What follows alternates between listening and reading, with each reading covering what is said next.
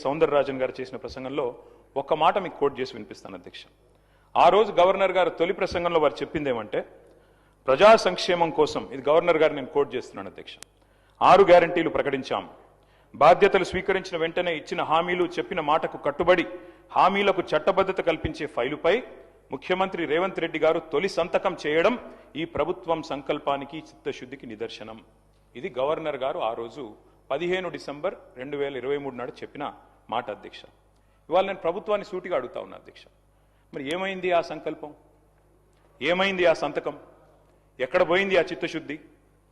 మరి సంతకం పెట్టిందని మీరే చెప్తారు ముఖ్యమంత్రి గారు, గవర్నర్ గారు చెప్పారు, ఏదో ఆషామాషి వ్యక్తి కూడా చెప్పలేదు అధ్యక్ష. ఆ తర్వాత అధ్యక్ష 2024 గవర్నర్ ప్రసంగం అయిపోయింది, 25 అయిపోయింది, ఇప్పుడు 26 కూడా నిన్న అయిపోయింది అధ్యక్ష.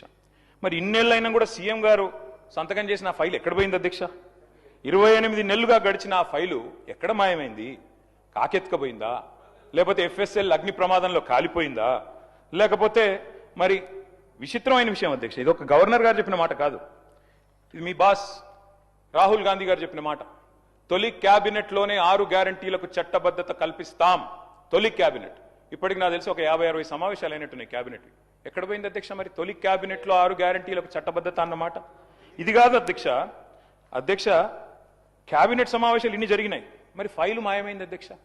ముఖ్యమంత్రి గారు మాయమై సంతకం చేసిన ఫైలు, తొలి సంతకం, అది కూడా ఎక్కడో చాటుకు చేయలేదు అధ్యక్ష, బహిరంగంగా చేశారు, బహిరంగ వేదిక మీద చేశారు.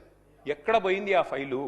ఇవాళ నేను ప్రభుత్వాన్ని డిమాండ్ చేస్తా ఉన్నా అధ్యక్ష, ఆ మాయమైన ఫైలు ఆచూకీ కోసం స్పెషల్ గా ఒక సిట్ ఏర్పాటు చేయాలని చెప్పి నేను డిమాండ్ చేస్తా ఉన్నా అధ్యక్ష. ఎందుకంటే మాట్లాడితే సిట్టు అధ్యక్ష, గవర్నర్ గారిని, అట్లాగే పవిత్ర సభని, అట్లాగే మొత్తం రాష్ట్ర ప్రజల్ని ఇవాళ మోసం చేసి గవర్నర్ గారి ప్రసంగానికి విలువ విశ్వసనీయత లేకుండా చేశారు అధ్యక్ష.